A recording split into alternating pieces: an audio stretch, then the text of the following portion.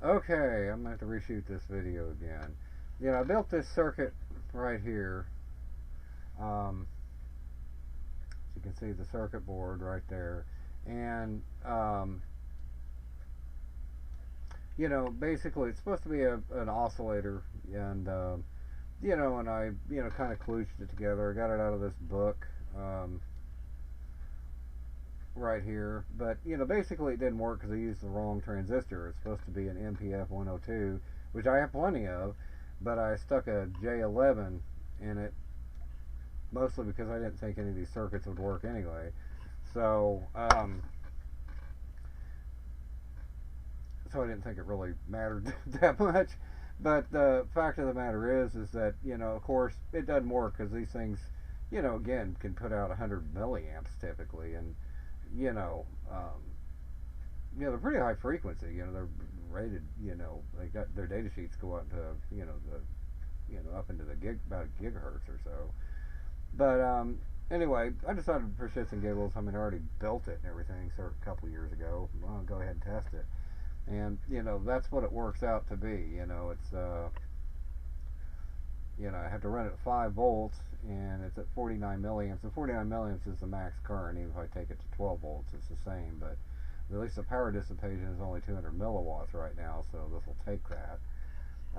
Anyway, that's basically the result, you know, on my oscilloscope. And I don't know if you can see this or not. It's supposed to be like an 800 kilohertz oscillator. Well, 125 megahertz it's not supposed to be at.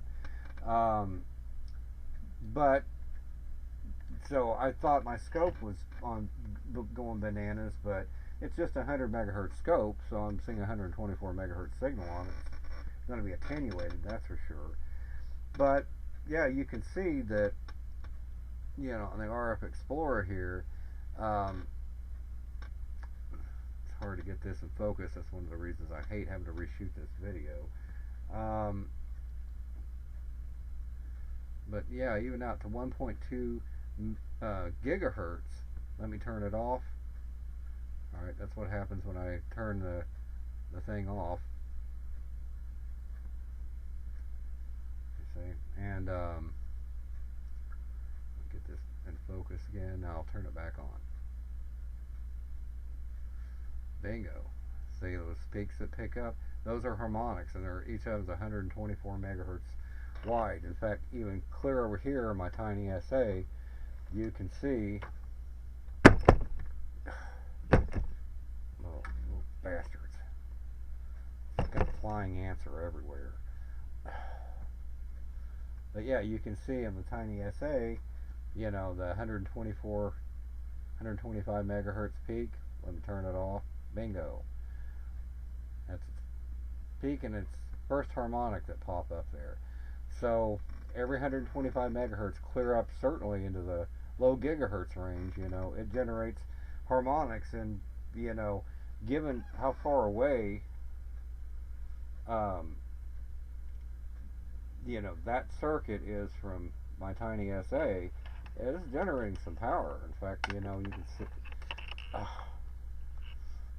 you know, you can tell even over here, you know, I'm still picking up those peaks, and it's